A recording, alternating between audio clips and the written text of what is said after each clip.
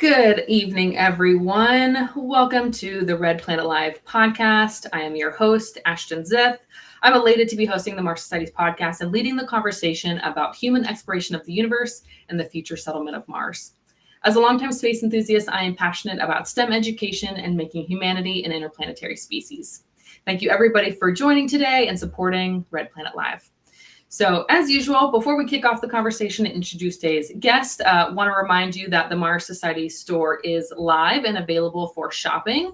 So don't forget to pick up any of your Mars swag, like if you're interested in the Mars Globe, we got one back there, or the Mars Zen Garden. Those are available on the marsstore.com, so check that out. But for today, very excited about today's guest. This is going to be a great conversation, so you've tuned in on the right day. So today's conversation is going to feature a special woman. Kirsten Whittingham is the president of Max Space, a cutting-edge space technology company pushing the boundaries of innovation and exploration by designing and manufacturing affordable, high-fidelity, expandable space habitats. Now, she brings a wealth of experience and leadership to the company with a successful career spanning spacecraft, aerospace, defense across commercial, military, government sectors. And prior to her role, Ms. Whittingham also held several senior positions at Axiom Space, including as the Vice President of Revenue Operations. She also served as Director of the F-100 program for Pratt & Whitney, which is a Raytheon technology subsidiary. She also holds a Bachelor of Science in Aerospace Engineering from the Embry-Riddle Aeronautical University. Everybody, welcome Kirsten to the podcast today. Hi, Ashton. Hey there. I'm so excited that you're here to join me today and excited for our conversation. Yeah, thanks for having me. I'm excited for this. So we're going to kick off the conversation as we normally do on the podcast. We do a quick segment called Question of the Day. So I promise there's no right or wrong answers. We won't judge whatever your answer is, but it's just to get the conversation started. So for today, our question of the day is: what is one personal item that you could not leave Earth without? So imagine you're getting on a rocket, you're flying out and you're going out to space. What is the one thing that you could not leave behind?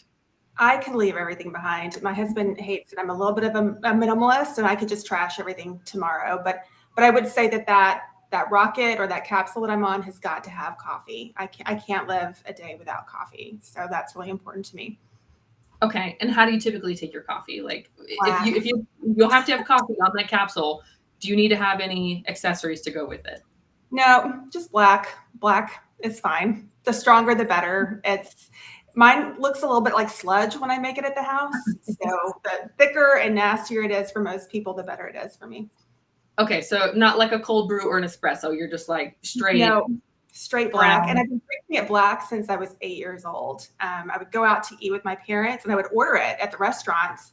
And at first, I was just sort of, putting on airs, trying to be like my dad and stuff. But I would order it at the restaurants. The waitresses would always look at my parents like, what am I really supposed to do here? And they're like, just give it to her. Like parent approval? Like, is it okay if I feed the child? Maybe maybe it's not a wives' tale, but drinking coffee is going to stunt your growth or something. I'm 5'9", so if it did, thank God. I love it. Well, I'm so excited to be chatting with you today. Been chatting with my friends, my colleagues, my cohort, and telling them that we were going to speak today. And so everybody's really excited to hear from you. So would love to kick off the conversation and dive right in. Want to remind everybody that's listening, if you have any questions, please put those in the chat. We'll try to get those sprinkled out through the conversation. But if you don't mind, let's start at the very beginning. Tell us about your background. Did you always want to get into aerospace? Since a child, were you always interested in going this route in your professional career? Pretty much. I don't even remember it, but I had an aunt who told me that when I was 3 years old, I said that I wanted to be an astronaut. And she's like, and I knew from that moment on that that's what you would do something in the space industry because you were so persistent, even at 3 years old, that's just very clearly what you wanted to do. So I was lucky enough to go to space camp when I was in 6th grade. And up until that point, I didn't have any other language for saying that I was interested in space. I just said astronaut because that's what you say when you're in like fourth grade or something like that. But when I went to space camp in sixth grade, I got to be part of a shuttle simulation is what they did at the time. I don't know what they do now. But you had astronauts and you had flight controllers, and I got assigned to be a flight controller. And while I was very disappointed in that at the time, I was like, oh, wait, the flight controllers are the ones that are telling the astronauts what to do. And I kind of like that. So I want to be a flight controller now. So from then on, that's what I wanted to do. And I got my aerospace engineering degree for that reason, to be a flight controller. When I graduated from Embry-Riddle, it was pretty close after the Columbia accident. There were not a lot of flight controller positions. So actually my first job out of college was as a contractor at an Air Force base. And I did space and missile type testing there. And then after 2 years, NASA was hiring at that point again for flight controllers. And I went and I became a space shuttle flight controller, and then transitioned over to the ISS program. So I got to work both sides of the house there, and just achieved my dreams. It was very cool. And I'm so glad that I was able to do that. That's incredible. I have to ask, was Space Camp like the movie Space Camp? No, but I did watch that growing up and going, I don't know, is that possible? Can I be launched on a rocket to go into space? Just accidentally like going, through a simulation and then it ends up launching. I watched that movie not too long ago, so it's top of mind. That's why I asked. Okay. Yeah. No, it was very different. I think just in general, I mean, aside from the launching, it was very different. It was much more camp focused and a lot less. They were very independent in the movie. That's not how it was there, but still a good time. We're squashing some dreams for I think so. Watch that, we're hoping that was the case. But no, that's incredible. So forever you wanted to be in aerospace. You knew that was the path. Obviously had a lot of roles along the way, and now you're serving as the president of MaxSpace, which is very interesting. Can you talk us through like what is MaxSpace? What's it building? How was the company started? Sure. So MaxSpace, to the outsider, is going to look like a startup and it's going to look like a new company. It's not really. There are 3 inflatables that are in space today. Genesis 1 that was launched in 2006, Genesis 2 right after that, and then the Beam, which is attached to the International Space Station. So inflatables have been around for quite some time, and all of those have some sort of heritage from a company called Thin Red Line, which is in British Columbia in Canada. That company is owned by a man named Maxim, and he's the one that has guided space inflatables are in orbit. He has wanted to commercialize this technology for some time now, and he got partnered up with our other co-founder, Aaron, who is one of the 4 co-founders of Made in Space. So a lot of folks who have paid attention to the space industry will recognize that name. Made in Space is now Redwire, but it's like one of the original successful space commercialization companies. Yeah. So the 2 of them got together and said, okay, hey, we're gonna do something with this. It's going to be something that we make products out of, we market to the government, whether that's civil, like NASA or the DoD. And we're going to look at what those applications are. And as they talked about that more, they realized they needed to bring somebody in that had a little background in business development and customer management. And that's me. So I was lucky enough to get the job as president. And I'm very, very excited to be here and to help them shape what that product strategy is going to look like going forward and what that roadmap looks like. How are we going to eat the elephant in one bite at a time, right? Because it's a big thing to say, okay, well, we're going to be here in 10 years, but how are we going to do that in very logical steps? Mm-hmm. Okay, there's a lot to unpack there. We're going to dive into all of this, but I think we have a quick video to show. We could play that. That would be. This was created to maximize space in a way that's never been possible before. Our mission is to unlock a new frontier for humanity. MaxSpace means betterment for all humans on this new frontier. Models are bigger, easier to manufacture, and more scalable than other systems. We just finished our full fidelity ground unit and are now building our flight unit, which will be the largest expandable habitat to ever go to space.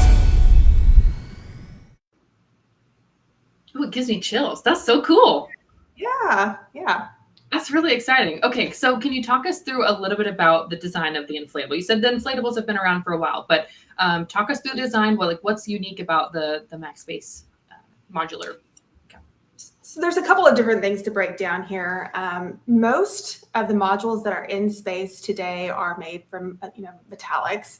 Those are very heavy and of course rigid and strong in their own ways. But inflatables offer the ability, first of all, they don't weigh as much to produce the volume on orbit that you need to produce for that same, how am I trying to say this?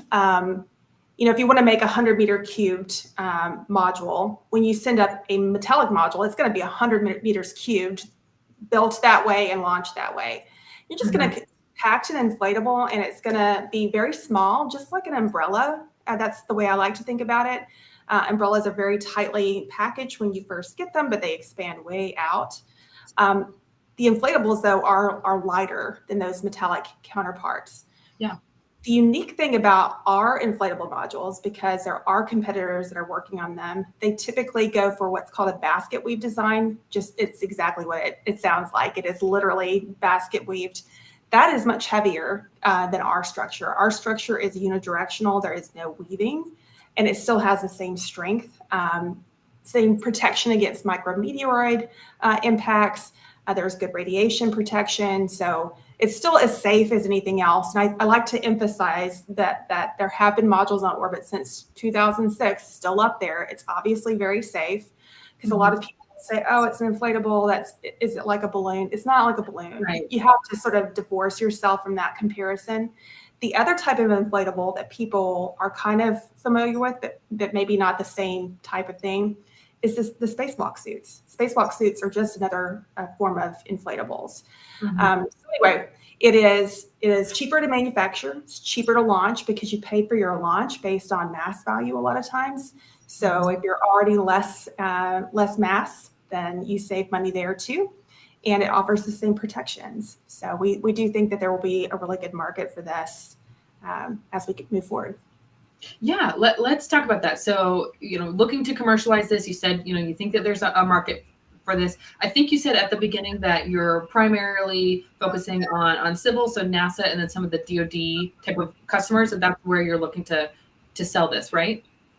That's correct. I think right now, a lot of our focus at the moment is going into DoD applications because we are a small company and we have the ability to work as a small business and go after some of that sort of set aside in one way of looking at it, and showing off what we have, but also getting a little bit of funding to improve upon maybe certain aspects that we need to improve upon. So the DoD is an area that I personally spend a lot of time on, but there are NASA applications. We talk to primes and just try to fill out where we can help in those NASA applications. But there are also other applications that could be coming up in the future. I would say we're not really ready for them right now, but maybe at some point a private individual says, hey, I just want a little getaway in space. That's going to become a reality at some point. And so hopefully that's something that we can also play in. Yeah. So I'm curious, what are some of the long-term visions? Like you mentioned, obviously DoD, you're focusing on that, but maybe there's a private person or a company that wants to do this. So I imagine like a space hotel, like you're selling tickets, and somebody that wants a once in a lifetime experience, they're going to go and spend some time in one of these modules. Is that kind of what you're imagining for long-term goals? There is, and let's talk about this in two ways. I'll talk about the market, and then I want to talk a little bit about those goals. But restate it in a different way. We kind of have four different ways that I look at the market. You have DoD, you have civil space, which is mostly NASA, but could be international government agencies as well. You have the commercial LEO destination providers. Maybe they themselves need a little bit of extra storage volume on their stations. That could be a market for us. And then you sort of have this long-term other, whether that's entertainment, a movie studio in space, or a private individual wants to own a module, or hotels, that type of thing. That is something that I think the CLDs themselves are also trying to develop, and I think that is further out. But for us, our roadmap looks a little bit more like this. We do have a flight that is going to launch in early 2026, Alpha 20 module, which is 20 meters cubed. It is our first flight for Max Space, but again, not Maxim's first flight. He has other modules in space. So we're going to look at ways to make sure that this module demonstrates our ability to work with customers and deliver on the requirements that they have set forth for us. So that's in early 2026. We already have that flight booked with SpaceX. Now, on top of that, one of the next things that we're doing, like I said, is working with the DoD and with a customer base of sorts. You know, they're not our customer base yet, but talking to them and doing customer discovery and saying, well, what is it that you need from us? And we're getting more of a roadmap that is solidified that I think we will, roll out and make public in the next few months. That's so cool. That's so exciting. What does the testing look like prior to that launch in 2026? How do you do testing on Earth, or have there been some just payload launches that we've tested ahead of time? What does that look like? Yeah, so there's a number of tests that are related to any type of module, really, but you'll see if you follow along with some of the competitors on social media that there's something called a burst test, and that's what gets a lot of the news, because that's when you blow up the inflatable and it pops, and that's where you do kind of get closer to that balloon analogy. Yeah. And I was just dialoguing with somebody who's outside of the space industry who was like, I understand theoretically that was successful because they're saying that it's successful, but I don't really know what that means. And so let's talk a little bit about that. The burst test takes the module to at least a safety factor of 4. So you're going to hold a normal atmospheric pressure inside of that. You need to hold more than that, times 4, and then maybe more than that. And then if it bursts above that, you're good. So you want to prove that you can burst above that sort of set pressure. So that is one of the more dramatic tests that you'll see, but there are other tests. There are tests making sure that the module will deploy the way that it needs to deploy, and Maximum team have been working on that. There are compression tests. There's strength tests on the tendons that you can see in our module. There's vacuum testing, wind tunnel testing. There's all sorts of vibe and shake testing. So yeah, it is a thoroughly tested module by the time that it gets into space, and we're more than confident that it will, meet the requirements that we have for it. Where does that typically happen? Is this happening in inside of a vacuum, or you're testing somewhere like the Mojave? What does that look like? Where does it happen? Mostly near Maxim's facility in British Columbia. He's got plenty of space up there. But Marshall Space Flight Center also has facilities, and I think as we can get further along, we anticipate using some of their facilities from time to time, depending on the scale of the module, for example, or the end user. Certainly if NASA is the end user of a module, we're probably going to be testing at Marshall Space Flight Center because it just makes sense for that. Yeah. What could some of the future crew that are going to stay in the module, what could they expect the experience to be like? That's a good question. I mean, we would definitely like to see improvement, and I say we, I think just as a community, improvement over the International Space Station. And not to put down the International Space Station, but it's been up there and it's a workhorse. It's becoming very crowded. But also, even since day one, as a former flight controller, I know that it's very noisy. It can be very smelly. It can be hard to clean. And so these are all types of things that we're looking at for our modules as well. And I'm sure others are also looking. We have learned from the International Space Station. And so you now know what you need to do to make it better, how to make it easier to maintain. That's another thing that happens with the International Space Station is they just spend a lot of time doing what we call R&Rs, repair and replace. So you want to make sure that your new module doesn't have those same features, that you have taken the lessons learned, that you're providing a better experience for everybody. That generally is going to mean that module allows you to get more science and manufacturing done versus having to maintain, having to upkeep, having to change out filters, that type of thing. We would also like to see, of course, a lot more windows. All those astronauts on the ISS get crowded into the cupola because it's really the only place to look out of. And so I know anybody that is designing any type of habitat, whether that's for lunar or Mars applications, that's something that people are thinking about, is how to give people a good view. Yeah. That's got to be the thing that everybody looks forward to. I mean, every astronaut that's in space wants to be able to look out and see the universe, see Earth. I think we have a video of the inside from Max Space, if we could play that.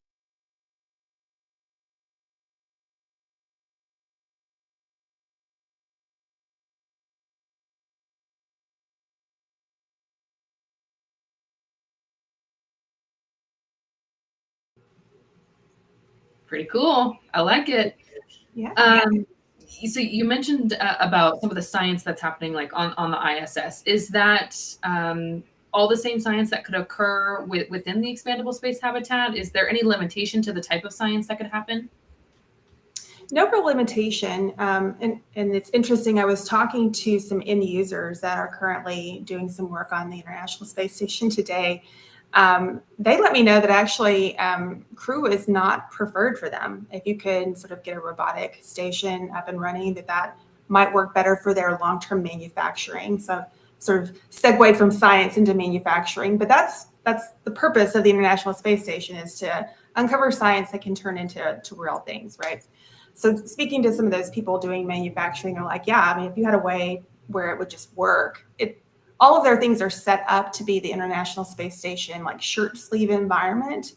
Mm-hmm. So even if you didn't have crew, you would still want to maintain that same environment for that manufacturing process. But keeping the crew from maybe, I don't exactly know what they were talking about, but maybe it's jostling or, whatever interference that is with them coming and looking. I think of us cooking sometimes, at least my mother used to say, watch pot never boils. And so maybe that's the same type of thing, where if you have the crew members there looking at it too much or in the neighborhood too much, that it could cause problems. Interesting. Okay, I hadn't considered that. I think we have another video as well that I want to show us about some of the plant growth that could happen.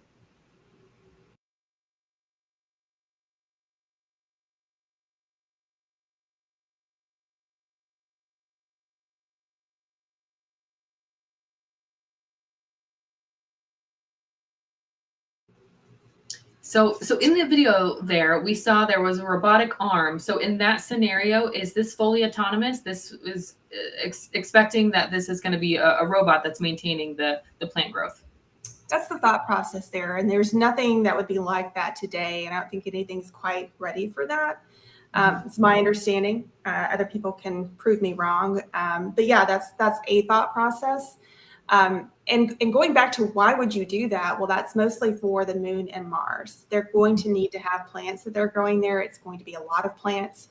Well, we can provide a lot of volume, and that volume is very cheap to get there and to manufacture. And now you can grow a lot of different plants. You can, as you saw, you have them sort of stacked up on top of each other, have different kinds of plants on each level with different kinds of lighting.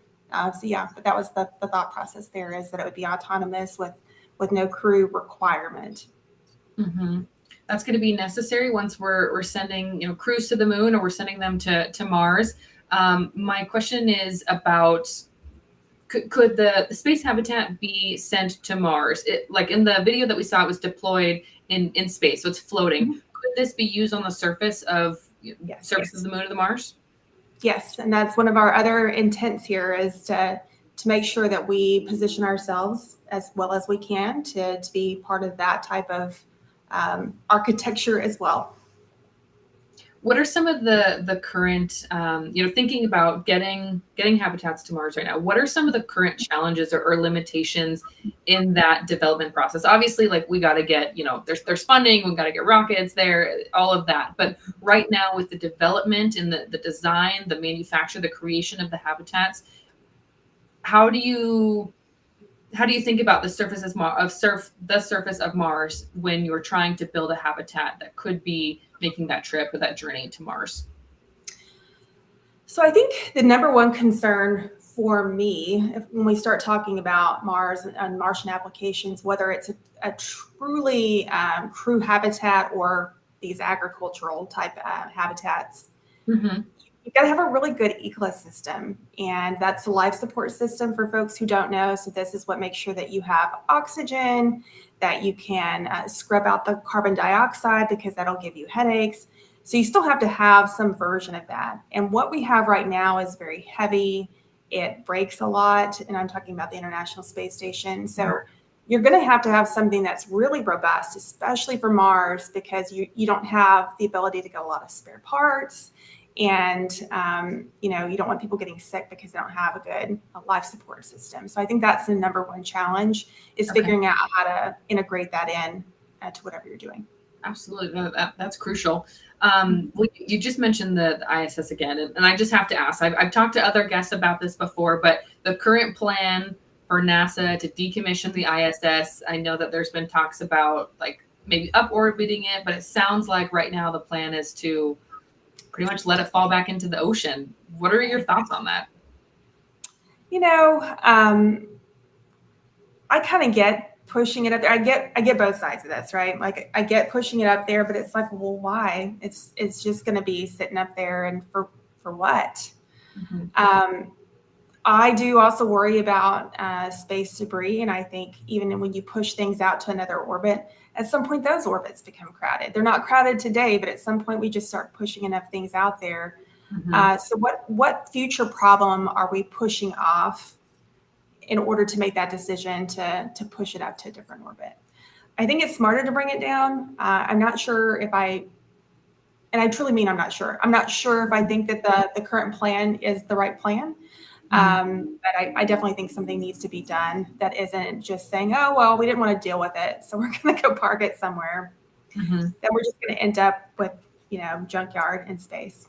Yeah. And so for those that are unfamiliar, can you give a quick overview about why NASA is looking to decommission the ISS? Yeah, I mean, it's outlived its usable life. I think when they first started designing it, I think that they had tried to design every system to be around 30 years. And that's really where we're at right now. So when you're in space and the systems start to wear out, your structural systems on the external, if those wear out, then you can get leaks. And those can be, of course, very dangerous to the crew. With such a large volume, you're probably okay. But if you had a smaller volume, a leak or even a big leak could be a very big problem. So it's things like that. And as I was just hitting on with the life support system, always having to do repair and replace. That's not their purpose. Their purpose up there isn't to service the space station. Their purpose is to doing payloads. So when you get to this point where you can't even do your job because let's switch subjects and say it's like having a house it's the money pit. If you've ever seen that, that's kind of where we're at, where you're just throwing money into this house to upkeep it and make it look really good. And you're just throwing money into it. It's falling apart around you, and you're just spinning your wheels trying to keep it going. And so a lot of the technology is a little bit antiquated. It's archaic now. It's not up to date. So astronauts that are at the ISS are spending a lot of their daily time and effort is just maintenance and repair, right? Right. That's right. At least my understanding, I haven't sat on console in a long time, but even when I was on console a while back, it was still a lot of repair and replace. And another way of also looking at this is just talking about how archaic those systems are. All those cords that you see now routed through the ISS, it didn't used to be that way. They're being routed. My understanding now is because the systems weren't designed to fit in the way that they needed to fit in. So now you have to route things differently, and it gets crowded and cluttered, and it's not necessarily great for people's psychological well-being to be in 6 months in such a crowded, junky place, I guess. Yeah. Maybe they need a larger inflatable space habitat. Yeah, I mean, they do have the beam, and they use it for storage. That's what they use it for. And we will have more should they need more for storage, and something for other space station companies to think about. Mm-hmm. Well, you touched on the space debris. We've talked about the ISS and how a lot of that is failing technology. It's turning into junk. So I'm curious about Max Space and its intents to incorporate some sustainable practices into its technology. What are some of the efforts to be sustainable, but also what are some of the challenges that you're facing when you're trying to balance innovation with environmental responsibility? Yeah, I think all the space companies are kind of going to have the same types of challenges. All is always the wrong way to put it. There's probably some out there that are much more sustainable, but when you're putting things into space, you're definitely using a lot of energy. There's that type of thing that's happening all the time. Mhm. The nice thing, going back to our modules weighing less, is that you could launch the volume of the ISS today in one Falcon 9 using our technology. So when you start talking about not having to use as many launches to get things done and the environmental impacts that has, it definitely makes a lot more sense to use something like this. Mhm. I don't think it's right in every application, but there are definitely applications where it is right. And so where it is right, I think we should be looking at, well, how do we conserve launches by not sending up big, heavy architecture? So I think that's the biggest way that we play in this. We are doing some talks too about how maybe we can help with orbital debris. That's still in the very early stages. But those are the two big ways I think we help with this conversation. Yeah. What would be the approach of the tactic there with orbital debris? A container. Okay. Interesting. All right. That's going to be become more and more of an issue as more satellites are launched. There's more being built, either in like the low Earth orbit. I had heard not too long ago that Axiom, where you were previously at, was looking to build the first commercial space station. Can you just give us some insights about your time at Axiom, what it was that you were working on, and maybe what the goal there was? Sure. And, I have a lot of good friends still at Axiom today, and I wish them all the best. I still really cheer them on from the sidelines, and I think that they have a great vision, and I hope to see them succeed. I was the vice president of revenue operations, and so I helped with sales and marketing and trying to make sure that we had efficient revenue processes. I also had a team of program managers that oversaw the customer contracts that we sold, like with ESA, with the Italian Air Force, for example. I was the one that negotiated those agreements, got those in place, and then I had a team that supported those. So very tied in with the mission part of it, also very tied in with sales and marketing and sort of the strategy that leads up to getting to the mission. Mm-hmm.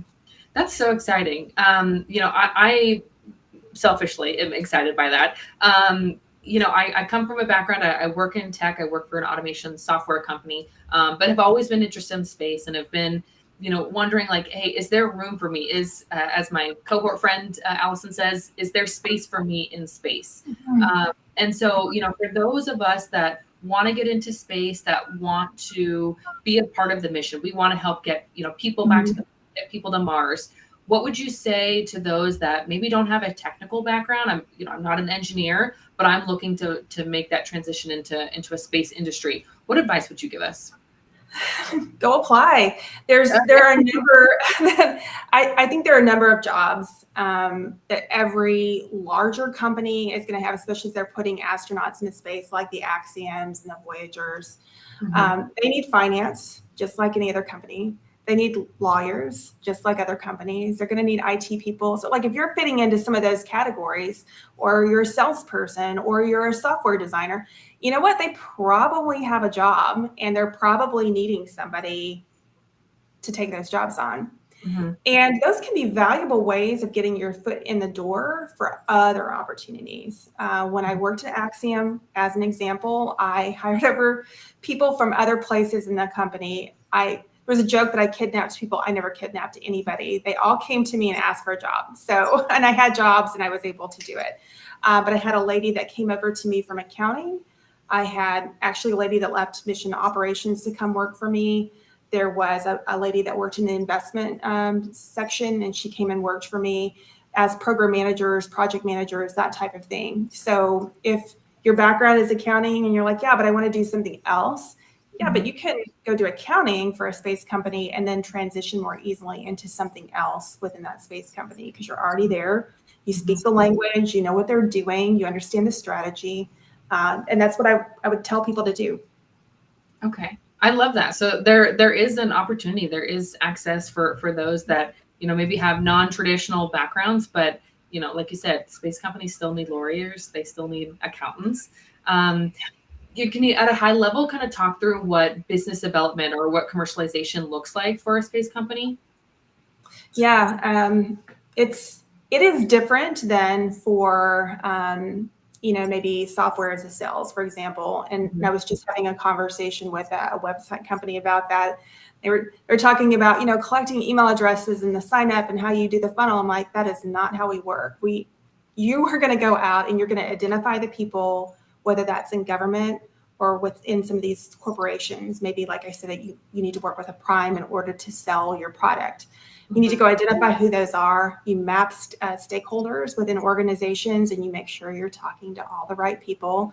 It's a lot of conversations. It's a lot of follow-up. It is not as quick as software as a service might be, where you might do 1 or 2 phone calls, and then hopefully you've sold something.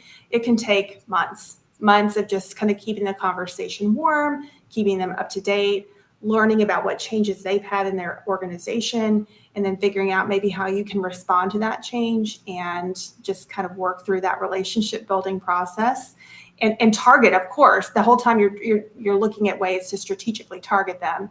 Yeah. But ultimately it boils down to a lot of conversations. A lot of conversations. Okay. We're going to keep that in mind. I have to ask, you are a leader, you're a female and you're a leader of a space company. What has your experience been like? I know that, just like in tech, space is very male dominated. What has your experience been like as a female leader in this company, but in others that you've been a part of? Well, I want to take you all the way back to the beginning of my career and say I really lucked out, but I think the way to talk about that luckiness is to start with the very first job I had. I had the women's bathroom to myself. I was the only woman in the entire building, and the men just looked out for me there. They were all mostly older. They had grandkids a lot of times, or older kids. And because of the way my desk faced the facility manager, I was a project manager, but I faced the facility manager. People would come in to talk to him about the status of the facility. Test facility, we lit things on fire. It was very cool. So they come in to talk to him. He'd be out in the facility, as he should be. And they would look at me and assume that I was the admin and ask me to page him.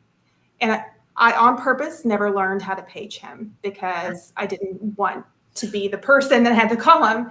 Yeah. So I would say, I have no idea how to do that. And they would look at me like I was crazy. And then I would refer them to somebody else that could page Kevin in. And then Kevin, knowing what had happened, would come into me. I'm not his boss. We are colleagues. And he would say, okay, Kirsten, boss, I need to talk to you about a few things. He would show that person up, because he knew it was happening so frequently. So he would put people in their place. It made me feel very secure. And I think that started me off on the right foot for the rest of my career. But I've also just been incredibly lucky. I haven't run across a lot of really nasty issues. I've had them. I've had a few here and there. But for the most part, it's been nothing but supportive teams. And at Pratt & Whitney, I'd like to call them out because I had so many wonderful female leaders that I could look up to and ask questions of. I'm still in contact with some of them today. They had great programs to develop female leaders. And I think, again, I was just very lucky to be part of that. Have you seen a shift in the industry and the ecosystem, that there is more opportunities for women, that there's more diversity in the industry? I wish I could say yes. Of course, Ashton, I see the shift. I don't. I had interviewed for another job at the same time that I was talking to MaxSpace, and I pointed out to them that their entire leadership page was all white men. And I wanted to hear from them, why is that? Are you doing something about that? I feel like they are, based on that response. But you see it. If you go and look at enough leadership pages across this ecosystem, it is mostly men. And I would like to hear what the companies themselves are doing. I know there are a few initiatives to improve that, but it requires them to not hire their best friends, right? Like if you're a man and you have a bunch of male friends in the industry and you're going to hire them to be your executive leadership team, then you probably didn't invite any women to the table, nor did you invite anybody that had any other background to the table. And so you've created an echo chamber for yourself, and that may not be the best way to be successful at your job. It may seem kind of obvious, and especially like us being women and having a little bit of that experience, but why is that important for maybe those that just don't know and they're not in the position? Why is the diversity of background, of thought, of gender, like why is that important? For gender specifically, there are studies that correlate having a woman CEO with higher profit margins. And I don't know if we really exactly know why that is. Like I said, it's correlated. It says, hey, there's evidence that this happens. Mm-hmm. I think it's because women in those upper levels typically mean that there are other diversity programs that are happening to sort of reinforce those things. So that is one point, but I also think just from a diversity of thought perspective, like I just said with the echo chamber, if you are all thinking exactly the same way and you don't have anybody to call you on it and say, hey, that's not the way I saw it be successful over here, then you've all convinced yourself that you know exactly what to do and you haven't actually thought about the problem from all angles. And that comes more with diversity of experience and different backgrounds and different mindsets. And you can toss out whether or not it's women or white men versus different ethnic backgrounds. Mm-hmm. I think if you can just get to the point where you have enough diversity of experience, diversity of degree fields, then you get the best problem solving. Mm-hmm. And you'll do it. You'll solve every problem as quickly as you can. Mm-hmm. And we like to get stuff done. So like maybe there's a little bit of that too. Right. Well, I've asked a lot of questions that were my own, but I do want to make sure that I sprinkle in a few that we got from our audience here. So let's see. Wheellock World asks, how do you recover a module when the outer shell wears out? Well, I mean, you design every module, whether it's a soft shell or a soft good, or a metallic structure, you design it for a life. So you don't recover it after your shell wears out. You have a life and then it is done. Mm-hmm. Now, what you do have to do for any type of module is have some type of repair methodology. If you do have something that breaks through your shell, you got to be able to repair it so that it's not just a sucking hold of space.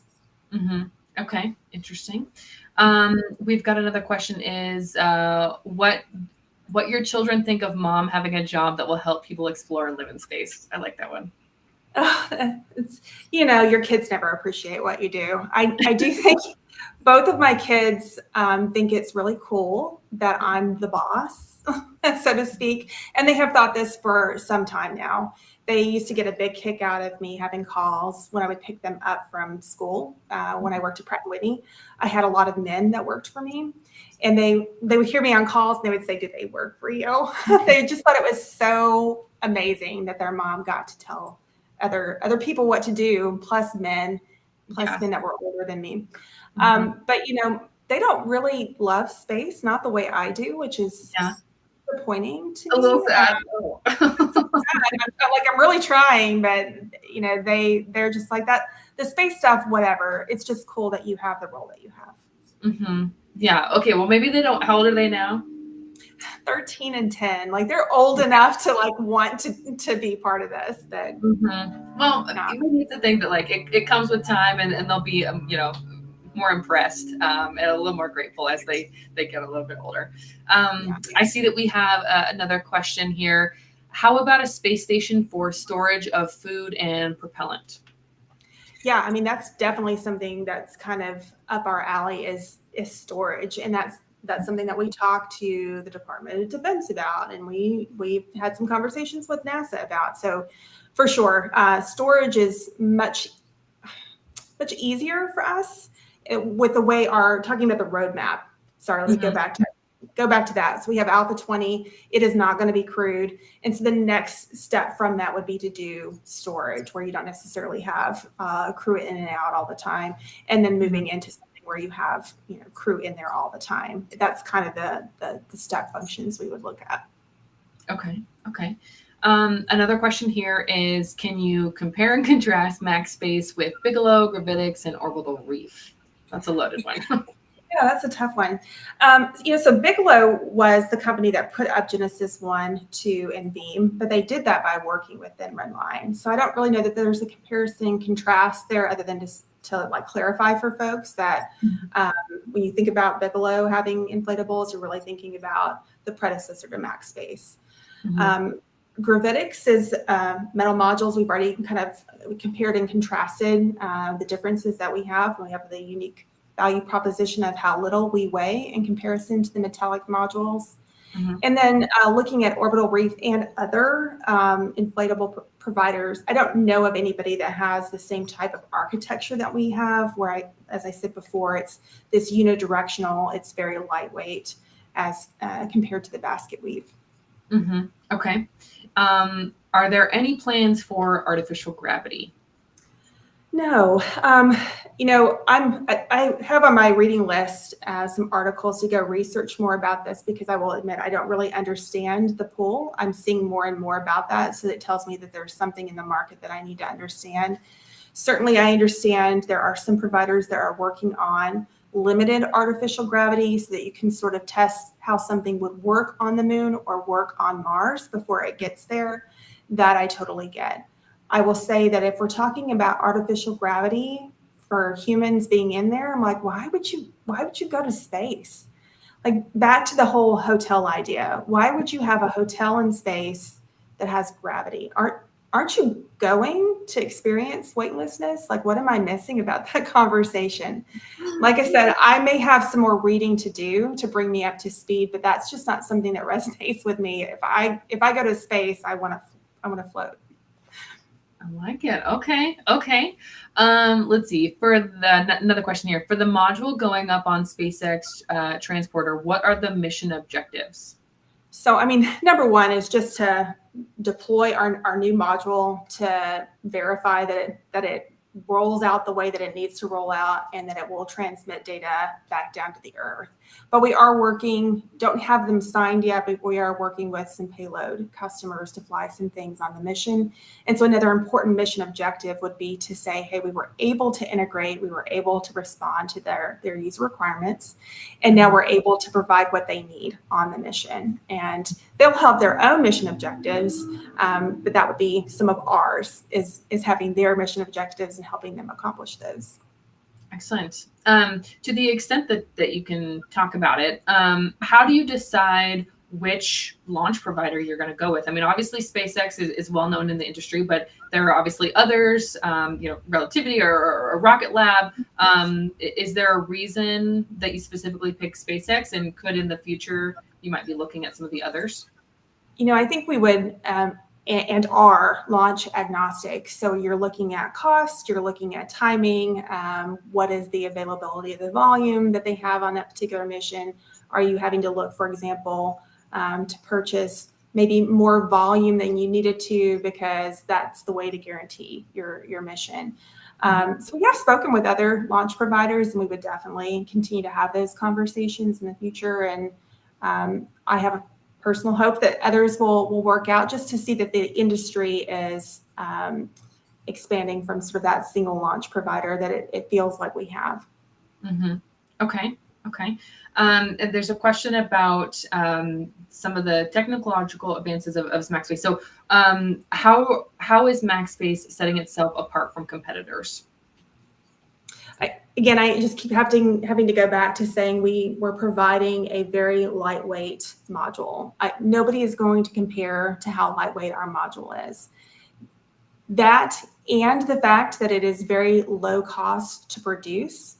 It only takes a very few number of engineers and technicians to produce one, which means you have lower overhead rates, you have lower engineer costs to your production. Very inexpensive to produce, very inexpensive to launch. And while I haven't seen costs from competitors, nor do I expect to, I would just say I don't think anybody's going to beat our prices. Love it. That's a sure way, to get a deal done. Like, hey, we're the best price. Right. Yeah, I'm curious. So we talked a little bit about like some of the technical stuff. We talked about a little bit of the commercial, like finding customers, how you'll sell those, who you would sell it to. Can you at a high level at least kind of highlight some of like policy or regulation challenges that you're facing? I mean, I think it's getting a little bit more available, more access for commercial space companies to launch their payload and partner with different organizations. But with that comes laws, regulation, policy. So can you talk a little bit to that and what are some of the challenges there? Yeah, I mean, I'm definitely not like a government affairs person. So Yeah, anybody who's listening to this that's government affairs, you're going to know way more than I do. And I love my government affairs people because that's what they do 100% of the time. I think and maybe this is kind of coming from my Axiom heritage and I'm bringing it over into MaxSpace, is my curiosity about how NASA is actually helping to grow the commercial space industry. With what NASA has been doing in low Earth orbit up to this point, we talked a lot about the research and that you're trying to take some of that research, continue some of it, look at different things, but also transition into manufacturing. Right now, NASA subsidizes all of that. And how is commercial industry supposed to make money with their business model when the government model is something that is so counter to what a commercial business is going to be able to do? And so I think that's something that's on my mind of like, what is that transition plan? Are there facets of that I'm missing? I don't think so, but maybe. And I definitely think that's something that has to be worked through more so that there are more opportunities for different types of providers, whether it is the CLDs, the Axioms, the Voyagers, the orbital reefs of the world, the galaxy, or whether it's things like uncrewed options. You've got Varda and others that could be playing in that space. But again, if you can fly it to the International Space Station and you don't have to pay for that crew time or you don't have to pay for that up mass or down mass, why would you go pay somebody else to do that work for you? And I think that's what the industry is going to struggle with until we have more of a direction from the civil authority in the matter. Yeah, absolutely. That a lot of it is going to depend on, like you said, the civil authority. So there's a question, and I'm going to paraphrase there, but could the MaxSpace modules go past the moon, go past Mars, go to like some of the Lagrange points, L1, L2, like, is that an option? Could it go that far? Is there some limitation on the distance or how long it can remain inflated? Would that be a possibility? Yeah, I mean, I would definitely want to refer to Maxim on some of the more technical questions. I don't know of any limitations on those. Back to, it's all a design feature, right? If you say my mission has to do X, then you design to X, and then you're able to accomplish that. But there may be some nuances of that I'm missing. I'd have to defer to Maxim. Okay, well, we'll leave the technical question there. We have a question here. This is from one of my fellow cohort students. What about MaxSpace was enticing to make the switch from Axiom? So, I mean, just to clarify, I left Axiom without another job lined up. I just needed some time off. I had run myself ragged and I spent a few weeks on the beach, and then I felt good and I was ready to find my next position. And I think I was interviewing for different positions all around the same time. So I still can answer the question and say I did have other positions, but I chose MaxSpace for a reason. And what was that reason? I think part of it's because I'm a helper at my core. I feel like that is why I'm here on the earth, is to help. And I felt like a very young, new, small organization has a lot that they are going to need. And I bring a lot of different kinds of experience to bear. And I felt like I could help. So that was a big part of it. But the other big part of it was just seeing Maxim and Aaron interact. I got to see them interact in person before I officially said yes to the job. And I think they just really care about each other. And you don't always see that. Again, these are not best friends from 20 years ago. They just met recently. But they definitely have a deep affection for one another. And it just felt really good. So I was excited about it for that reason. I want to be a part of that. I love it. I mean, so much of taking a role within a company is about the culture, is about how, you see the leadership run their teams. Is that a place that you want to be a part of? So I love that you mentioned that. I see we have another question here. For the lunar module version, are you partnering with a lander company or potentially building the entire module?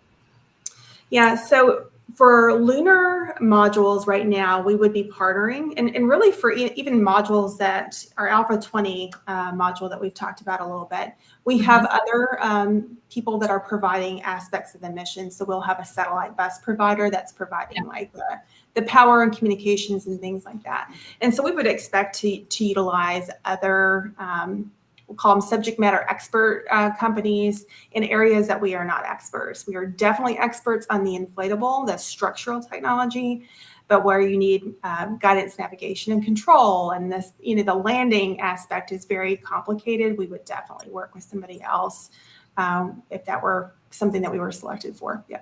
Mm-hmm. Speaking of working with someone else, we're starting to see more of these partnerships between space companies and non-space brands. For example, like Intuitive Machines and Columbia, the brandware. Is that something that could be, of interest? I mean, if a company says, "Hey, we got a paycheck, and here we want to put our logo on the side of your inflatable habitat," is that a possibility? Is that something that you could consider?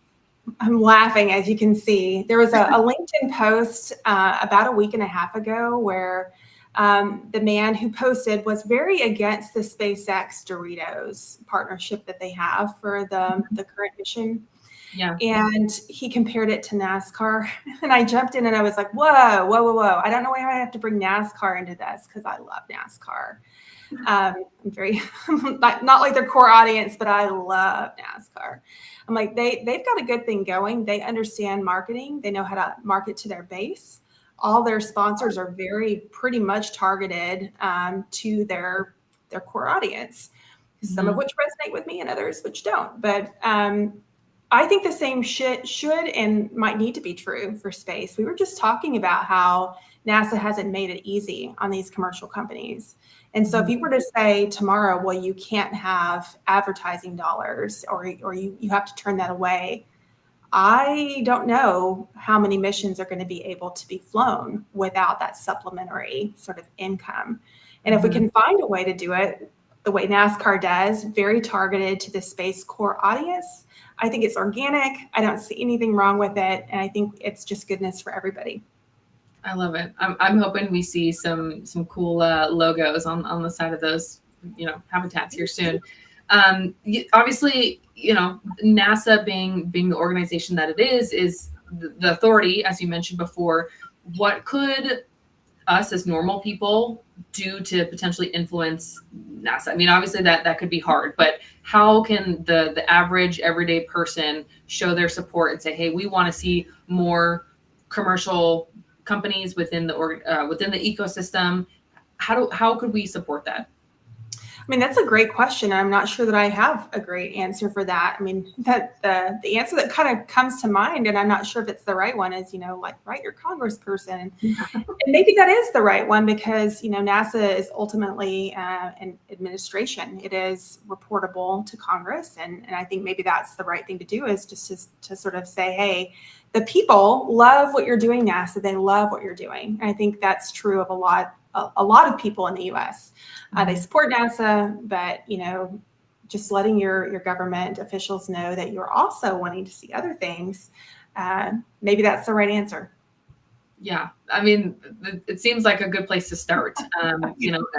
I would tell anybody that's wondering, like, why do we have all these commercial space companies, and giving them the example of SpaceX and how they've been able to drive down the cost of launch. That's money saved to the taxpayer. So that's why this is important, and how the space industry and the ecosystem benefits us here on Earth, and that's why it's important.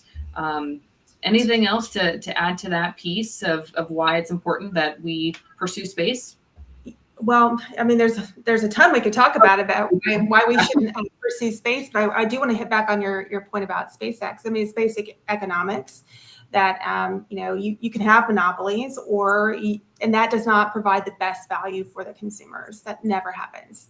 So you want to have a lot of different players in the market to provide the best value for consumers. And without space, I think most of us on this podcast know your cell phone doesn't work.